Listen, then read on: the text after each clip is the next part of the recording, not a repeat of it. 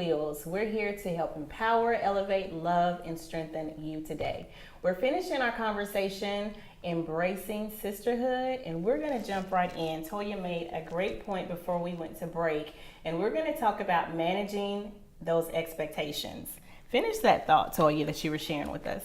Okay, so I stated how I can kind of sense if a person has expectations of me, and I try to acclimate them as quickly as possible to let them know that I'm human and I will fail them if given an opportunity, but it's not my intent. Right. But on the flip side of that, if I sense that a person is unhealthy and perhaps wounded in that area and will try to educate me, because I've had conversations, I don't know if you all have had experience with kind of like the self-appointed teacher, like the person who appoints himself as to teach you how to interact with them.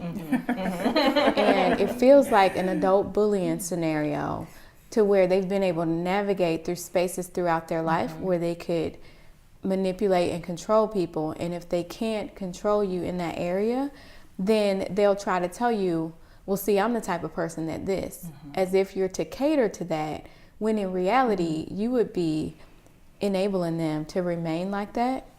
And I don't combat that by saying, well, I'm the type of person that, because that's not my heart. It's just like, you engage with me long enough and you'll find out that I'm not going to coddle demons. Because I talk to my daughters, I have teenage daughters, and I'll tell them what you don't want to be is a beautiful witch. And that is a riveting word picture, because manipulation is witchcraft. You are literally trying to cast a spell on somebody to get them to conform and behave the way that you want them to behave. But the reality is having differences really sharpens you, and it causes you to grow, as you said earlier, Kim. So it's not about educating everyone to behave a certain way around you. It's about finding out what you can glean from this person who has a different personality type. I think that kind of ties into too, when you hear the phrase teach people how to treat you, I think sometimes people get that a little confused with what you're saying. Like you really are trying to manipulate or control or have power over this, where you're guarded and not in the essence of what you will accept and what you won't accept, what I will let pass and what I will stand up for. So there's a difference in how you maneuver through that phrase and apply it to your life. At this stage, in your life, you have your friends. I think we talked about that song, No New Friends. I don't know who did it, but somebody, it might have been Drake or somebody, has a song called No New Friends. But I think there comes a time when you want to develop a circle. You may need a tribe. That's the very popular term right now, tribe, of like-minded sisters that can help you navigate through this stage in your life.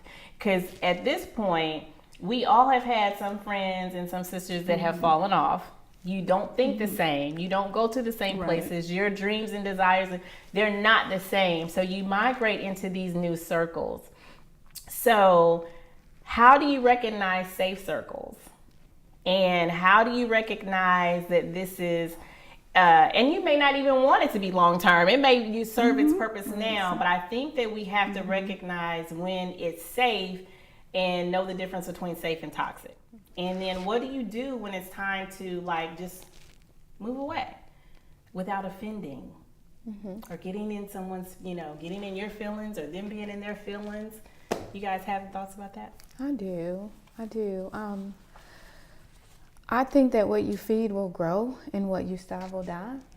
And not that you deliberately shut somebody out with this terminal friendship, like they're dead to me, because that's unforgiveness, and you literally are killing people. You're murdering people with your mind, and that's not, but I do believe that over time, say for instance, if you have that beautiful, butterfly bully in your life that used to take a jab at you, and you would respond by getting in your feelings or trying to justify what you did or altering your behavior, just stop. Just stop giving them the rise that they once got out of you, and just keep it moving. Like, go to, I feel like I've had experiences in the past with codependent friendships. And when I find that if a person is hardwired to be in a relationship like that, there is like this unconscious energy feed that's taking place. And they need to get that fix from somewhere. And if you begin to starve that reaction that they're used to getting, they'll go elsewhere to find that because they feed off of drama. And so I am never deliberately unkind. My prayer is that I'll just conduct myself in a way that if they feed off drama, they can't get a rise out of my behavior, my response to them. So there's a quote that I love by a psychologist. His name is Brian Post. And he said, fear says fix it, but love says create an atmosphere in which it will fix itself. So I believe you can love someone so well that, because it's fear that's causing them to try to control you. But if you respond in love, that can create the atmosphere in which it fixes itself. You don't have to reject that person. There are times where you have to draw a line of demarcation and set a healthy boundary. And that's not a bad thing. That shows that you're growing. But if it is a case where this person's mature, you can just create a loving environment. And chances are, if this person is a bully and they feed off drama, they're not going to want to come into that environment because it's no longer safe to them. They're afraid that their immaturity or their vulnerability will be exposed. So, and you see, there's purpose in that because what you're doing is actually growing them. And when you say creating an environment takes time, and it also takes consistency. That's right. So sometimes when you decide how you're going to treat that person, you do it one time, you've got to continue to do that. Because if you don't, they'll immediately revert back to that, I'm in charge, I'm bullied, that bullying mentality. So it takes work. Anything that takes work and time, we kind of just would rather say, I'm just going to be done and walk away. But that's a commitment that takes you loving them through the Spirit of God. And that's the only way you can do it. And I do believe that loving well can consist of loving with a boundary, and loving, not being so close to a particular person. It doesn't mean that you don't love them. It doesn't even mean that you don't like them. But there has to be time to grow, for people to grow. And sometimes it takes that separation in order to do that. So that's very, very, very good. So what we're going to jump right into now is playing nice when they don't know how. So we're going to take a quick break. We're going to come right back and talk about playing nice. Stay tuned.